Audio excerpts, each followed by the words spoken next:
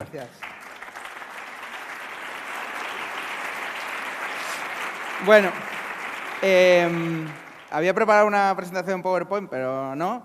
Y entonces lo que he hecho ha sido una cuenta en Twitter que se llama @10ciudades, con el 10 en número, que básicamente es la conferencia. Así que lo que voy a hacer va a ser comentar esos tweets. Empieza aquí, ¿no? En mayo de 2015, el Ayuntamiento de Madrid fue tomado por una corporación en que, en palabras de Learí, esta frase es real, pretendíamos acabar con la democracia occidental. Esto lo digo porque fue como la primera dificultad con la que nos hallamos. Había una contestación enorme política y nos pilló un poco, a mucha gente se quedó como un conejo delante de un coche, que no, hubo un poco de congelación en algunos casos, ¿no? Esta fue una de las dificultades de principio, no vas a entrar, pero hubo más. La primera, que es que cuando llegas al Ayuntamiento de Madrid te das cuenta que son 30.000 trabajadores, es una enormidad y no sabes a lo que te enfrentas hasta que no estás dentro. Y cuando estás dentro tienes que reasumir todas las cosas que creías. ¿Qué pasaba con esto? Porque entonces, en ese sentido, vimos que la casuística, nos dimos cuenta enseguida que era inabarcable. Casos, por ejemplo, llamar a alguien y decirle, oye, perdona, estás usando un logo que dejó de usarse en 2003. Y te dice, joder, es que nadie me había dicho nada. Entonces, las cosas eran como así, te podían pasar cosas como esta. Luego tuvimos que entender los mecanismos, que viniendo de la empresa privada, la administración pública es muy diferente en cuanto a cómo se trabaja, los ritmos, los tiempos, las necesidades y las obligaciones, ¿no? Y luego hubo que enfrentarse a las inercias. Como en todas las grandes empresas, en todas las grandes corporaciones, sean públicas o privadas, la inercia es como una ley gravitatoria. O sea, si algo ha estado funcionando durante un tiempo, es muy difícil cambiarlo. Tuvimos unas órdenes de arriba muy claras, muy escuetas, y tuvimos la enorme suerte de que nos dejaron hacer. Fue una delegación máxima. Lo único que nos dijeron es, esto hay que profesionalizarlo, esto tiene que ser absolutamente transparente y tiene que haber una rendición de cuentas perfecta de todo lo que se haga, ¿no? Entonces, cosas que pasaron o cómo empezamos a hacerlo para profesionalizarlo. La Dirección General se llamaba Dirección General de Medios de Comunicación y pasó a llamarse Dirección General de Comunicación, que hay una diferencia básica. Básicamente lo que se llevaba en esa Dirección General era la relación con la prensa y con los medios, y la comunicación de campañas y tal, cada pequeña dirección general, cada área o incluso alcaldía son las que se encargaban directamente de encargar las cosas. Cuando digo directamente es que la persona que se encargaba de parques y jardines se encargaba directamente a una agencia y actuaba como director de marketing dentro del ayuntamiento para esa campaña, con lo cual los procesos eran así, ¿no? El hecho de llamarlo Dirección General de Comunicación hace que la estrategia hay una estrategia común a todo y se centraliza un poco ciertas decisiones de creatividad y de comunicación, ¿no?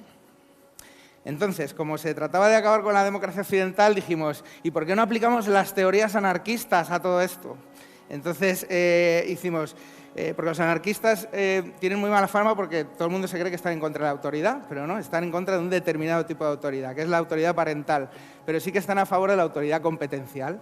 Dijimos, pues vamos a cambiar la autoridad parental por la competencial, es decir, el cliente, que somos nosotros, somos los que decimos el qué, hacemos unos briefings estupendos y nos encargamos de esa parte de la decisión y dejamos al profesional que decida cuál es el cómo. Es decir, que se le daba autoridad al proveedor.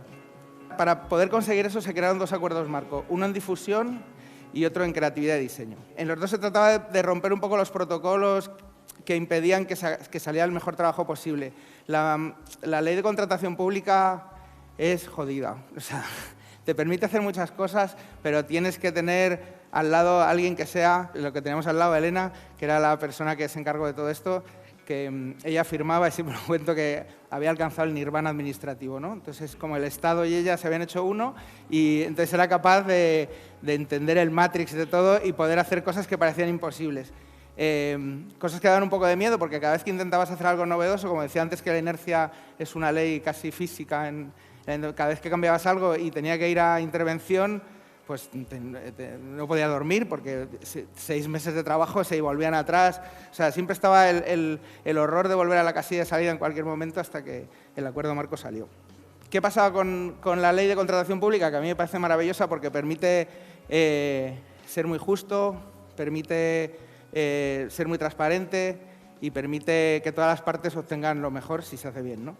Y la idea que hicimos con todo esto fue... ¿Me quedan solo 5 minutos? Vale. Voy a ir un poco más al grano. Hay una cosa en la que me quiero detener en cuanto a los acuerdos marco. En difusión se hizo una cosa que ha trascendido poco para lo que ha supuesto, que yo creo que es el verdadero cambio que ha habido en comunicación en el ayuntamiento. Por primera vez se publica de forma abierta y proactiva el criterio por el que se contrata la publicidad en los medios. O sea, es decir, no se hace de forma opaca, se dice cómo, por qué, con quién y de qué manera se han seguido los criterios para contratar espacios en los medios. Y eso es algo que parece como muy del primer mundo, pero no es nada común en España. Y quisimos hacer un poco lo mismo con el de creatividad.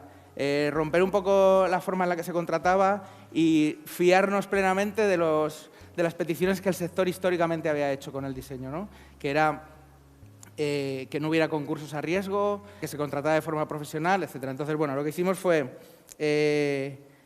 crear un acuerdo marco que en uno de los tweets está explicado, es un rollo y ya sí que me voy.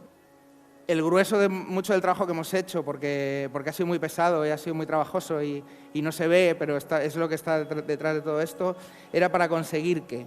Yo creo que en el fondo todo lo que había era construir un relato de ciudad.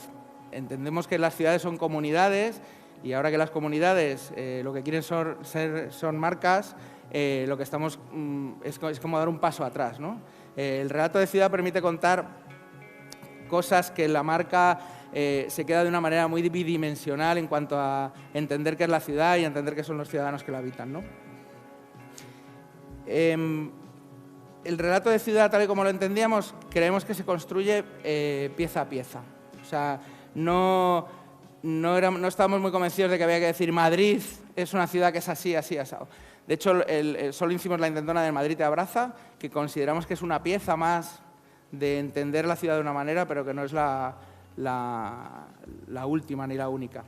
Lo que nosotros hemos pretendido es que pieza a pieza se haya ido contando una forma de ciudad. Ese Madrid te abraza, que en realidad lo que quiere contar es una idea asumida desde abajo y no planteada desde arriba, que es algo que todo el mundo coincide, que es Madrid es una ciudad abierta, es una ciudad que enseguida te hace suya y que puedes hacer tuya, que no pregunta a nadie de dónde viene, etcétera. Todo ese relato compartido por mucha gente y que todo el mundo que viene aquí a vivir comparte, era el que queríamos contar, porque entendíamos que el relato de ciudad tiene que venir de abajo y que tenía que existir previamente y la única labor que hay que hacer con ello es contarlo bien, ¿no? En ese sentido, piezas como en San Isidro, en el que lo que se hacía era contar un poco la ciudad más tópica, ¿no?, del Mantón de Manila, y esto le dimos una vuelta para entender que también era una ciudad feminista, incluso sin decirnos nada la ilustradora puso ahí el símbolo del veganismo, con lo cual de repente en San Isidro apareció una cosa así como animalista y feminista que incluía a mucha más gente de la que había incluido hasta ahora, ¿no? La iconización de Madrid que habíamos hecho con el abrazo, que es este de aquí, como os decía, solo pretendía ser un elemento más de todo lo que estábamos haciendo. Lo explicita, pero creo que lo importante a la hora de crear un relato de ciudad es hacerlo implícito en todo lo que hagas. No solo en los carteles, sino en la forma en la que la administración se dirige a la gente, la forma en la que tú te relacionas con la administración. Hay un libro muy interesante, una teoría muy interesante que se llama Beikin, de Boguski, que considera que en el momento en el que tú tienes muy claro lo que eres y lo cuentas y lo relatas de una manera creativa, todo lo que hagas tiene que está cocinado. La creatividad ya puede estar cocinada dentro de todo lo que hagas. Por ejemplo, hubo un caso que a mí me gustó mucho y que deberíamos haber ahondado mucho en él, pero que por cuestiones burocráticas era muy complicado y se ha ahondado un poco, pero no lo suficiente, que era el de la comunicación clara. Cuando llegamos había, a ver si lo puedo leer, las multas se llamaban notificación de denuncia e incoación de expediente sancionador, con lo cual la gente cuando lo recibía no sabía si quería o si tenía. Al final se llamó denuncia por infracción de circulación, multa, y se rediseñó todo para que por fin la gente supiera pagarlo, cuánto, de qué manera, tal. Hay una cosa muy importante que es una espinita que me queda clavada por esto de que no se haya podido continuar, que es unas conversaciones muy interesantes que tuve con Pablo Soto, que era el concejal de Transparencia, al que le dije, joder, hay que digitalizar la administración, podemos hacer como GovUK, y me dice, no, GovUK es una mierda, hay que hacerlo más. Digo, bueno, te está flipando. Y luego, cuando lo verbalizó, me di cuenta de lo que quería decir y era ir mucho más allá y sí que era una ciudad que te abrazaba, porque la digitalización o el planteamiento que él hacía era que no solo atender de la manera más práctica a las personas y que fuera de la manera más fácil, sino que esa digitalización también supusiera que la gente supiera los derechos a los que tiene acceso y que todavía no sabe. Hay una cosa que pasa, y creo que viene un poco con lo de comunicación clara, 1/3 de las personas que piden ayuda o que pueden acceder a ayudas no saben que pueden acceder porque no se han enterado, no lo saben. La administración en ese sentido es muy pasiva y la idea era crear una administración proactiva en el sentido de decirle a la gente, mira, en la situación en la que estás tienes derecho a esto, a esto, a esto, a esto. Normalmente cuando tú llegas a un sitio y dices, quiero esto, y dice, pues no puedes porque tal, pero no te dice, pero en cambio puedes esto. Ese tipo de cosas no. Entonces ahí en ese sentido dije, joder, pues sí que va a molar más que GovUK, pero nunca lo sabremos. Voy a decir la última tontería ya con este tipo de campañas que parecen como muy estéticas y que se quedan ahí en el cartel bonito. Yo creo que hay una cosa, sobre todo en fiestas, que es algo a lo que le dedicamos mucho cariño y tal, que yo creo que es estas fiestas en las que Madrid se celebra a sí misma y se cuenta a sí misma y es el sitio de encuentro en el que la gente sale a la calle, ahora que mucha gente vive en urbanizaciones cerradas en las que la gestión de la diversidad y del diferente es cada vez más complicada, son los sitios en los que nos encontramos como comunidad. Y es el sitio en el que mejor se manifiesta el carácter de Madrid, ¿no? Esa de recibir al diferente y de hacerle formar parte de la ciudad. Y en ese sentido, todas estas cosas que hemos hecho con San Isidro, que hemos hecho con Veranos de la Villa, que parecen pequeños carteles que bueno, se quedan ahí en lo bonito y que pueden decorar salones y tal, creo que al final, por pura decantación y acumulación, sí que han terminado generando una especie de relato de ciudad y de actitud y de aspecto en la calle que al final trasciende un poco lo puramente estético y que era lo que queríamos y en esa parte yo creo que sí que se ha conseguido poco a poco, que era la única manera que creo que es en la que se construye un relato de ciudad y una marca ciudad. Es pieza a pieza, poco a poco, y ahora que ya estoy en paro y no soy el director operativo de Madrid, creo que es una pena que en las administraciones públicas se haga como una especie de corte perfecto y no se continúe con el trabajo hecho. Yo he hablado un poco también que a veces esto es como la obra pública, en la que cuando hay un puente construido, nadie llega, lo derriba y construye otro puente diferente. Yo creo que todo el trabajo de comunicación que se ha hecho se debe construir sobre lo ya hecho y dar el discurso, el relato que tú quieras, pero bueno, las bases, sobre todo administrativas, que es donde se me ha ido la parte gorda de la presentación, y el trabajo que se ha hecho y la profesionalización, creo que es un buen punto de partida para seguir haciendo buena comunicación en Madrid. Y yo creo que ya está. Me he pasado un huevo, ¿eh? O sea que... No pasa nada. Un aplauso para Nacho.